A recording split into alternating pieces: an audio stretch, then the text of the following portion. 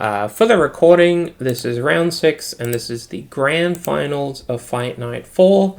In the top seat, we have Emerald Dream, or Jack Ding. In the bottom seat, we have Ian Cormick, or Comrack. These players are battling it out for 180 Australian dollars. That is going to the person who wins this game.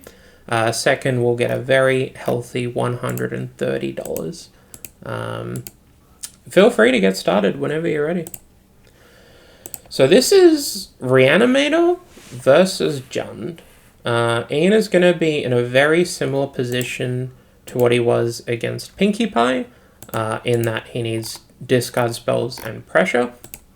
Very notably, however, his main board interaction is going to be substantially more helpful than against a Storm deck. So your Douthie Voidwalker, your Emperor of Bones, your General Graveyard Hate is going to be more impactful, and your discard spells are also a little bit better. So turn 1 Thoughtseize is going to see Coma, Show and Tell, Trop, Verdant, Collective Brutality, and Bitter Triumph. So having Brutality and Bitter Triumph means that Emerald is guaranteed to be able to get Coma into the graveyard when appropriate, and tagging Show and Tell is pretty reasonable there. I think interacting with the graveyard is going to be quite a lot easier than interacting with a large creature in play, even if you do get to put something in. So I think taking Show and Tell, very reasonable there.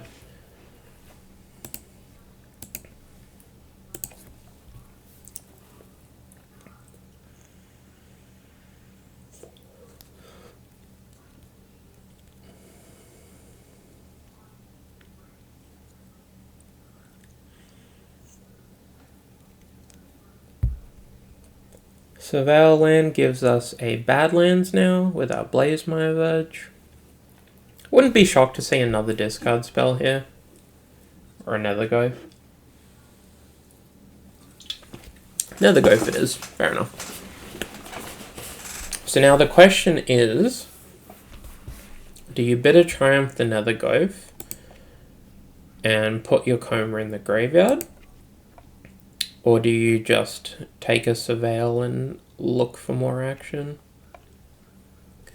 Taking the Surveil here, I think that's reasonable. The Thoughtseize didn't see a reanimation spell, and so Jack does still kind of have to put an A and B together. Didn't bin. Alright, we're just gonna have a 4/4, I guess. I mean, that's pretty good. Notably, if Jack didn't get a Sewers and he did discard the Nethergoph, the Coma to Bitter Triumph, the Nethergoph, he'd have a lifelinking Coma, which would be really good, but also you'd have to be such a wizard to take that line.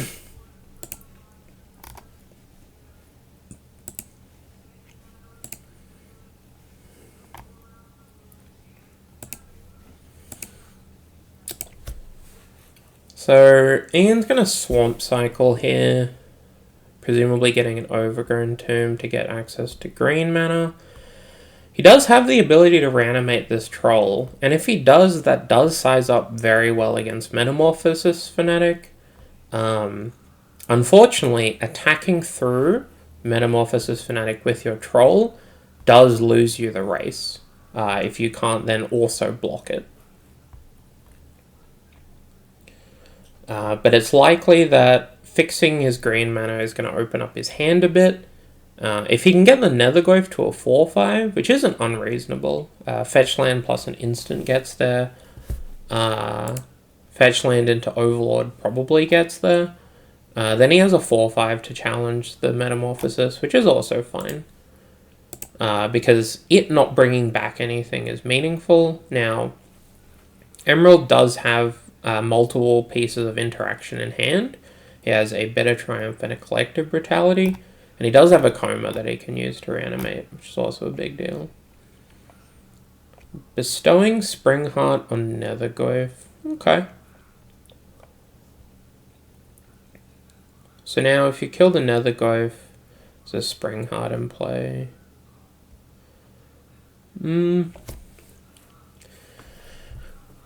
It's a little bit too weak, and I don't know if it's going to be good enough to get there. Not having any graveyard interaction is probably what loses Ian the game, if anything. Not having, a Scooz or a Voidwalker or something. Although I don't think the deck's playing Scooz. No, it's just Bone Man, Voidwalker, Deathrite for graveyard interaction. Still a fair amount. But it is definitely less. Now, Emerald hasn't Snap Bend Coma, which suggests he doesn't have a reanimation spell. He does bend Valgavoth and Generous Ent, and then plays a Deathrite.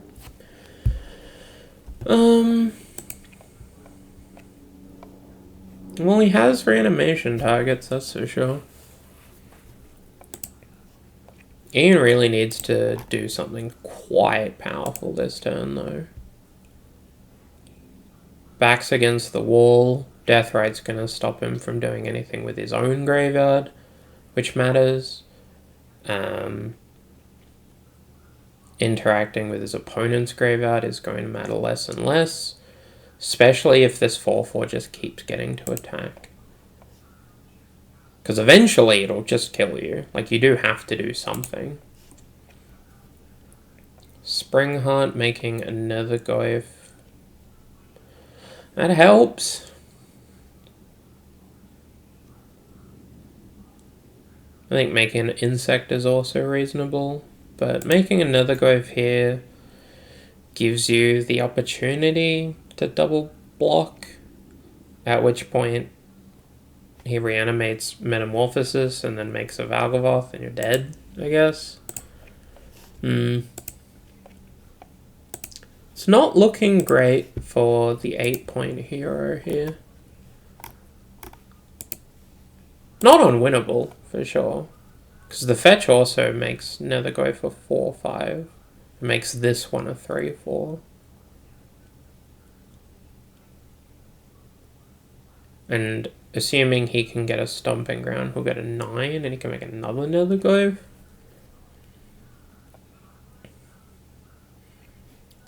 It's interesting that Jack would eschew killing the Nethergoyf and leaving just a Springheart in play in order to play the Deathrite. I think killing Nethergoyf would have been fine there.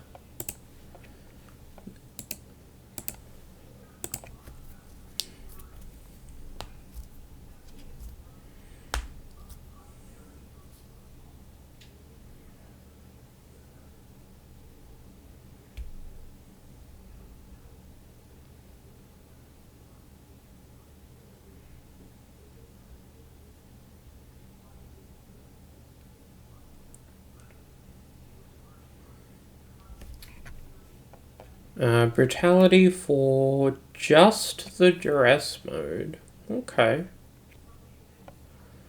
Sees Stomping Ground, Traverse, Fanatic, and Fury.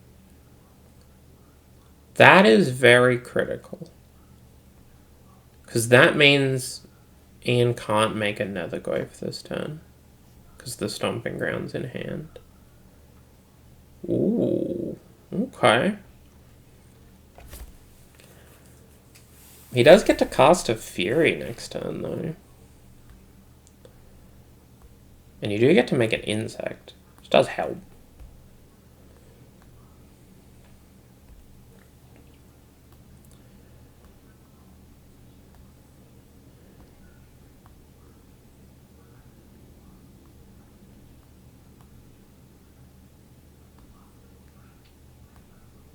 Okay. I see why this attack is happening.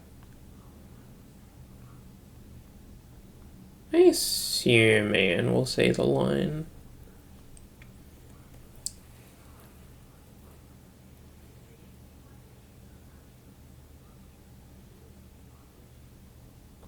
Cracks the Scalding Tarn, gets Commercial District, I assume.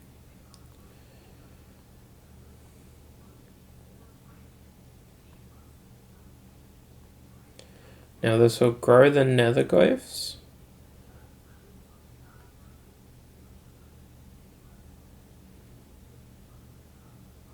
Doesn't get commercial district. Might not have that in the deck. Does not have a commercial district. Okay. It's just a raucous theater. Makes an insect. And now we're going to blocks.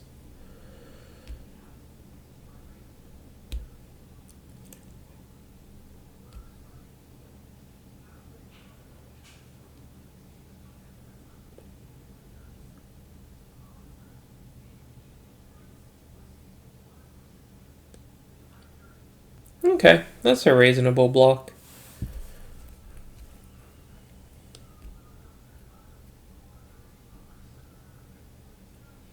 I don't know if it's the best block.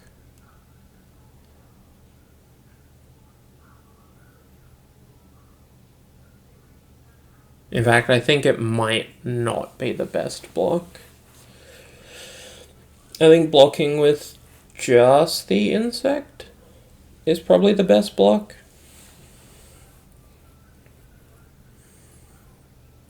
But I guess we'll see if Jack decides to commit.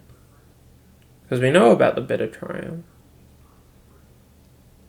And the Deathrite can make mana, so that's fine.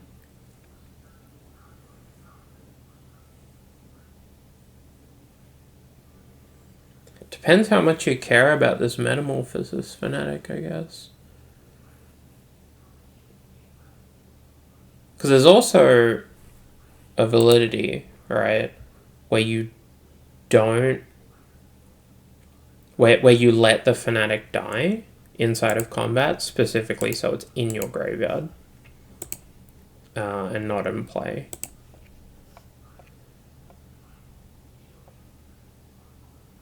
Alright.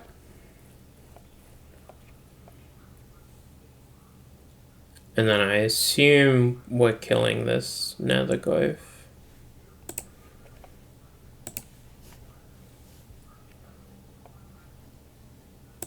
Or just not doing anything. Okay.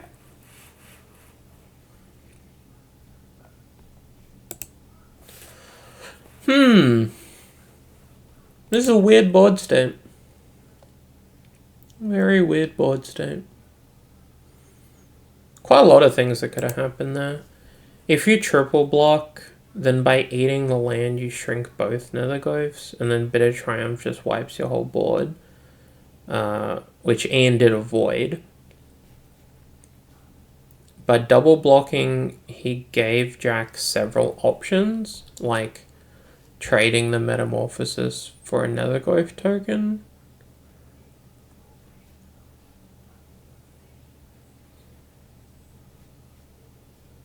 Could have also eaten the land in order to eat the real netherglyph. And then it's in the graveyard, but it can't come back, and then you can eat it with Deathrite later.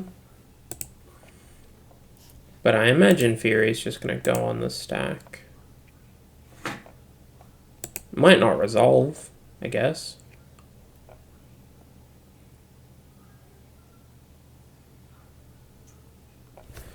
And if it does resolve, you can get Metamorphosis back and then Valgavoth back. Eating the Scalding Tarn with Deathrite into let this resolve into... Oh, it could be like Vamp Tutor.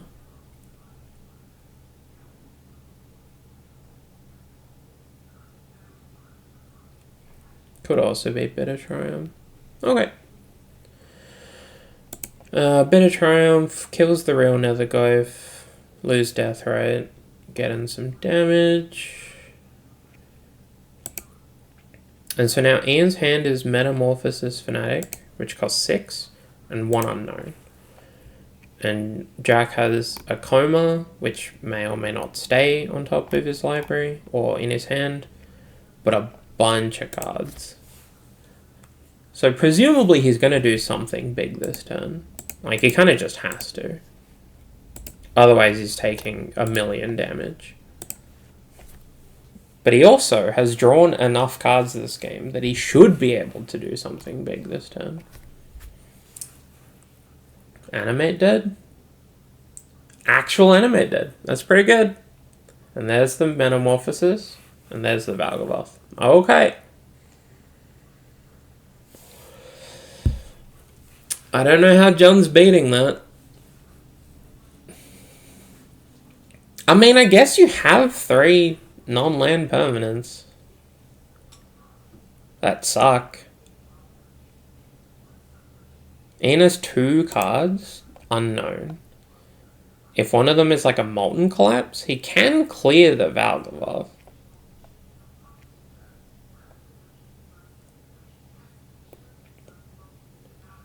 Attack with Fury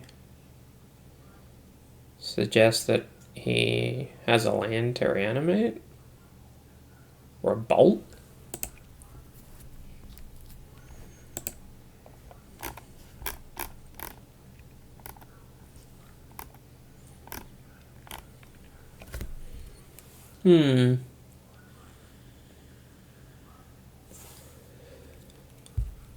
Snap block with Fanatic. I'm not going to expose the Valgavoth. I think that's reasonable. Yeah, okay. I think Ian's out there was a very specific block with either Valgavoth or Valgavoth plus Fanatic. And then a follow-up play.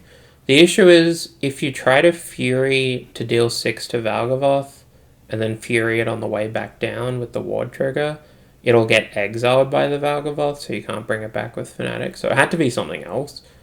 But I think heads-up play from Emerald just to make the smart block, not expose the Valgavoth to like a Bolt. So Jack takes game 1, and we're going to go into game 2 now. As the players are sideboarding, I think it's going to be really critical that Ian gets access to quite a lot of hate.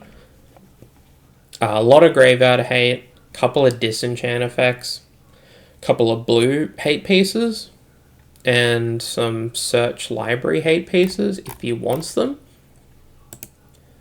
I believe Jack will be sideboarding. Yeah, Jack will be sideboarding very light. He'll probably bring in the Blue Blasts.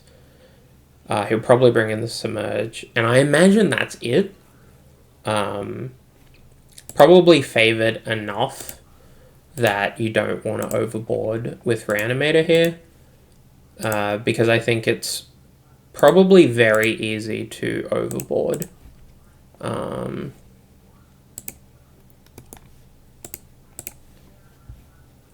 Maybe bring in like Harvester.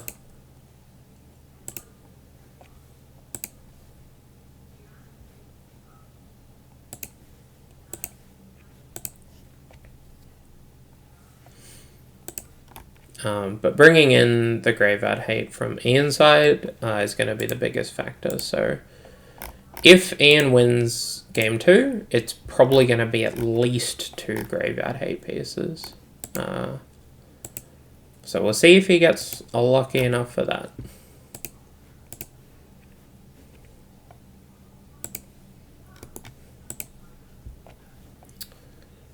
I closed the wrong window. Oh god, what have I done? Nope, we're okay.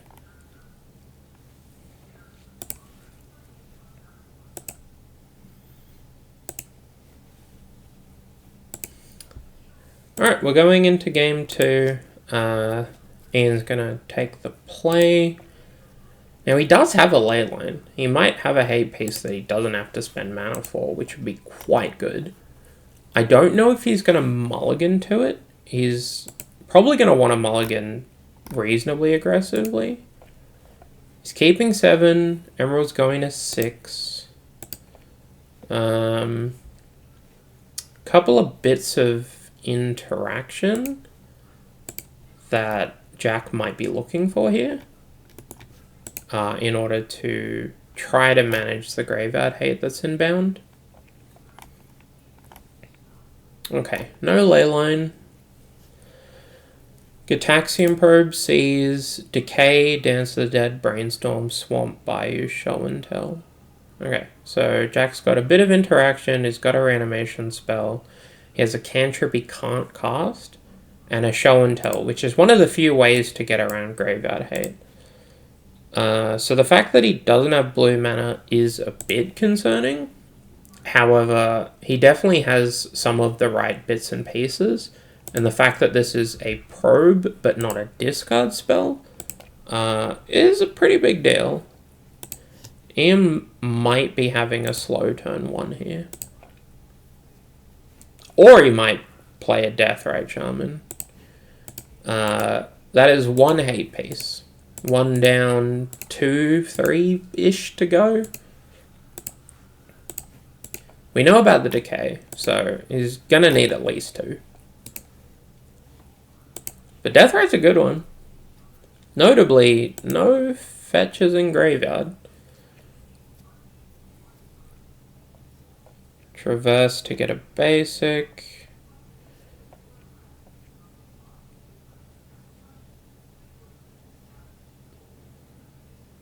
Deathrite isn't making mana. Has a Thoughtseize? Okay. And Jack drew a Psychic Frog. So if you don't Thoughtseize Psychic Frog, he can just go Island Frog. If you do Thoughtseize Psychic Frog, he can go Swamp, Dance of the Dead. And then he has a frog, which presumably he'll pay the mana for, because you can't exile the frog with the Deathrite. This is a pretty bad squeeze. I don't know what I'd do. If you take Decay, you run the risk of losing the frog. If you take the frog, you run the risk of losing to frog. If you take the Brainstorm, you mitigate a decent amount of risk, but you know the Decay kills your Deathrite. Takes the Decay. Okay, I think that's respectable. I think this is a nice, balanced pick.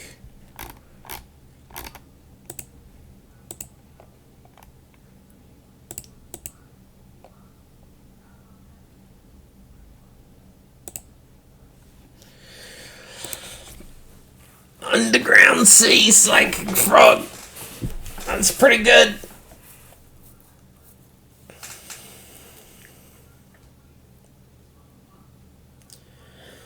So now if you can kill the frog, you have to also be able to eat it to not die to Dance of the Dead. It's also reasonably likely that Ian does not have a way to kill this frog. And if that's the case, he might just be dead.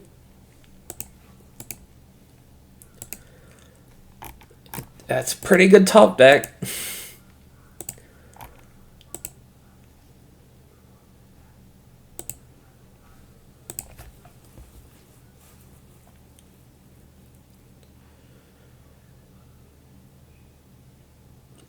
It also really depends on what Ian's hand makeup is from here. So he knows there's a Dance of the Dead.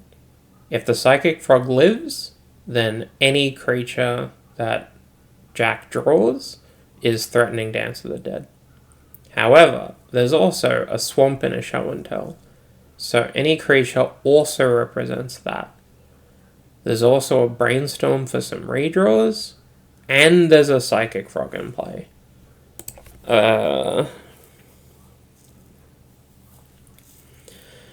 It's pretty hairy.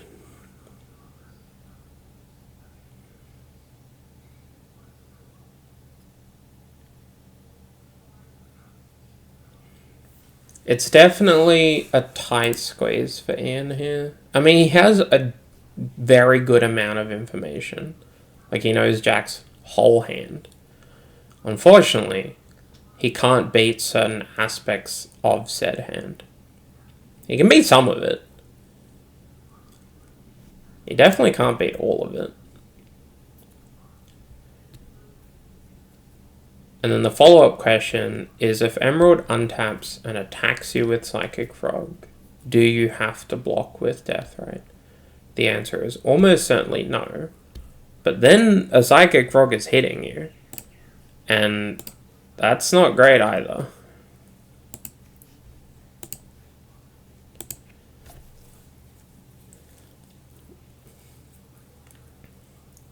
Advantage bar is definitely in Emerald's favor, I would say.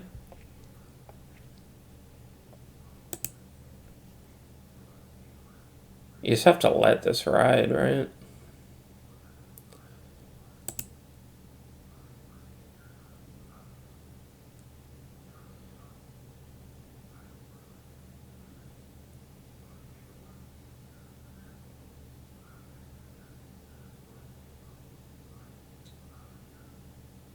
Oh, he has like a decay.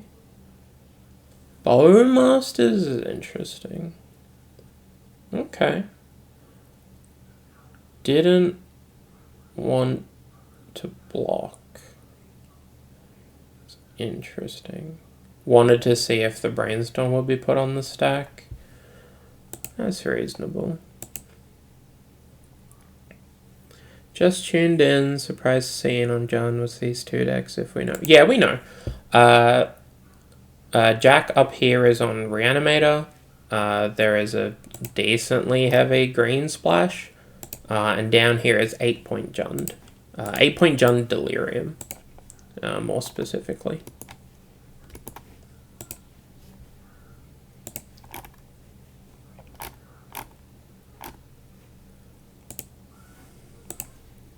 We are in game 2, and Emerald is up a game.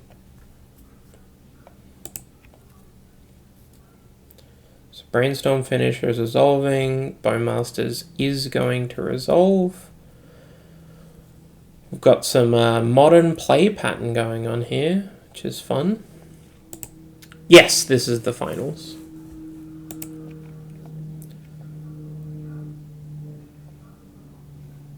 So Ian forcing the issue, gonna tag a card out of Jack's hand.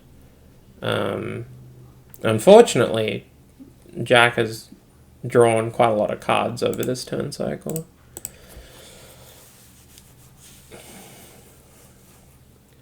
Sewers to bin the second Brainstorm card. Yeah, it looks like Jack hasn't found a creature, which, I mean, wouldn't matter too much anyway because of the death rate.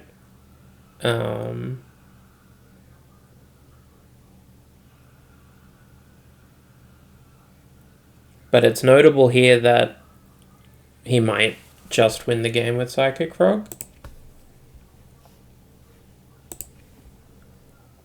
At least it's going to be close. I think there are some follow-up plays that Ian can make here that can pull him back in.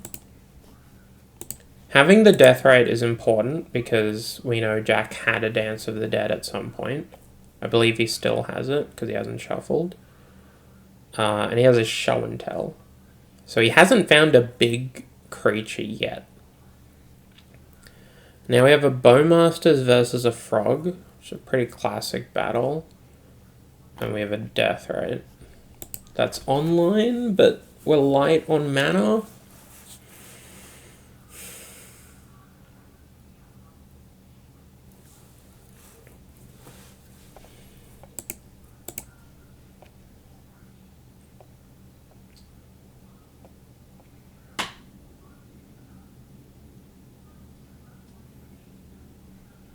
Death rate making mana end of turn.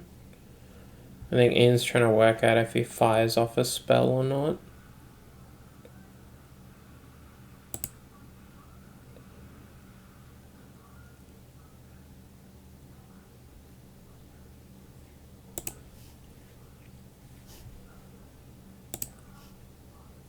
Modes for Witherbloom command here. Witherbloom's commands are sorcery. Yeah.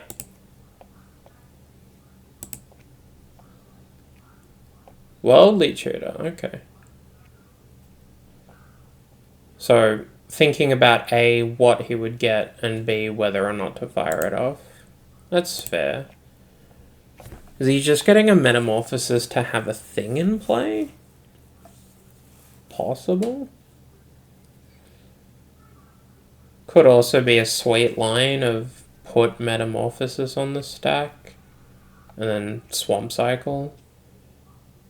And the reason to not Swamp Cycle and then Worldly Tutor to be mana efficient would be to play around Daze. That'd be cool. That'd be super heads up.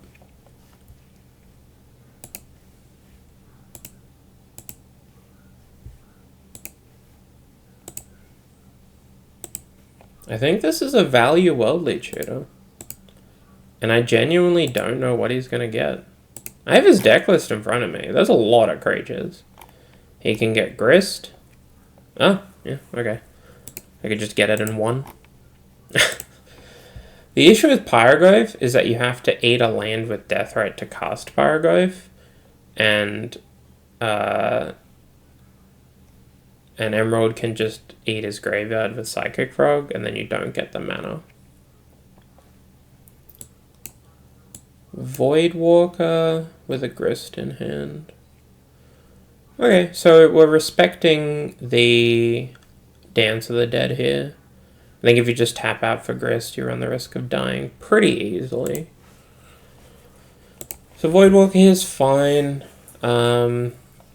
If the frog discards a creature, the Deathrite's checking it, so no issues there. So it's probably just Voidwalker bash use, I go. No! Okay. Target the delta, see if the frog jumps. If the frog jumps, that means you can block it next turn, like, quite easily. So now we lose our Deathrite mana, but we can block. And the Voidwalker's checking the Dance of the Dead. I think that was an excellently played turn. Or turn cycle.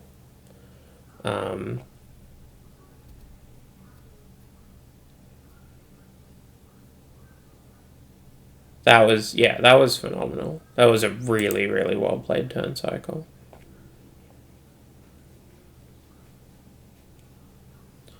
The Worldly Tutor to check.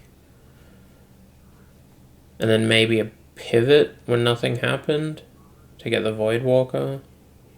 Now the Voidwalker's checking the frog. The frog can be chumped here. And you can play the Grist.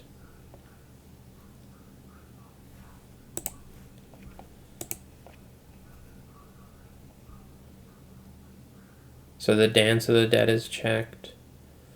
Could get Show and Telled, but by Worldly Tutoring for Grist, you have a reasonable thing to put in off Show and Tell. Because Show and Tell doesn't let you put Planeswalkers in. It specifies the card types that you can put in. But Grist is a creature when it's in your hand. So you can Show and Tell in a Grist. Swamp Cycle. Get an Overgrown Tomb, presumably. Crack him for 3, say go. Play Grist.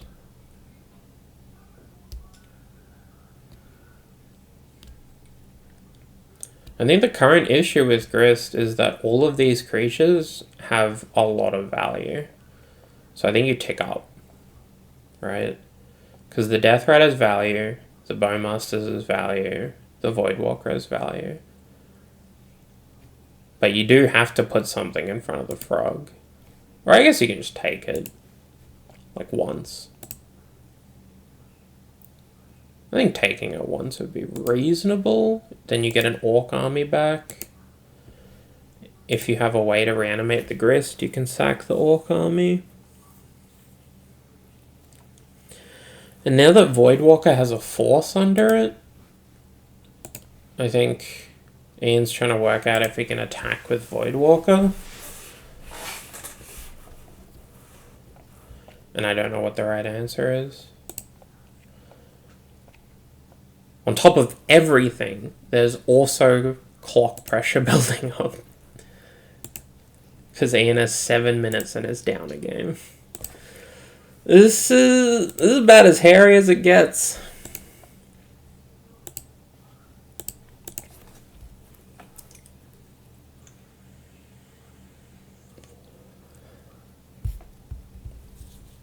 I think you have to try to end the game.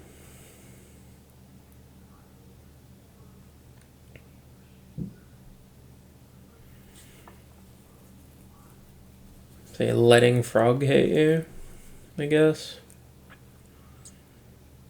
And then you can hold up Force to stop show and tell. But I mean, the Frog is doing a lot of damage. You do need to do something. I mean, both players need to do something. Dance of the Dead on Ian's Troll.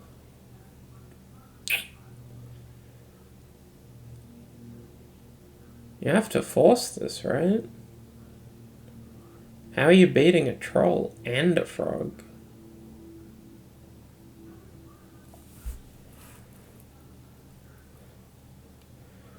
But if you force this, what does that achieve? Then you don't have a Void Walker in play? But I mean, the Void Walker in play isn't going to save you if your opponent has a 7/6 troll.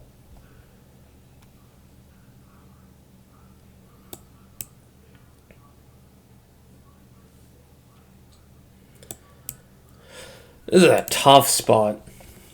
This is a very tough spot.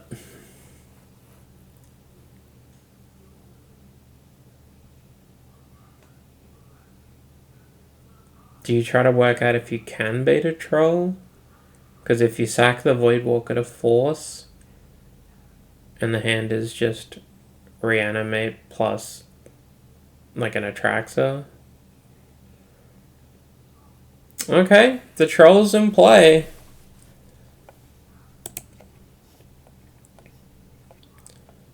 Gonna try to beat a troll and a frog with a bunch of dorks and a dream. I can respect that. This is a goofy game though. This is nonsense.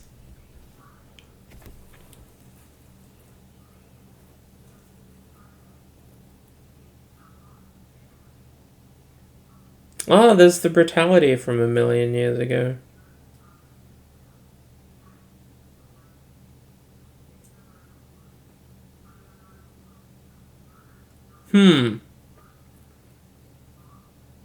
Forgot about that.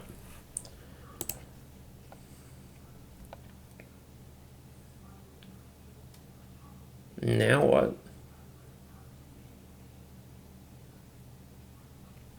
Just go sideways? Go sideways and hope? I mean, we can see Ian speeding up because he's become aware of the time crunch. But even if he speeds up, I don't know how often he's winning this game. Didn't untap troll. We're casting show and tell. It's time.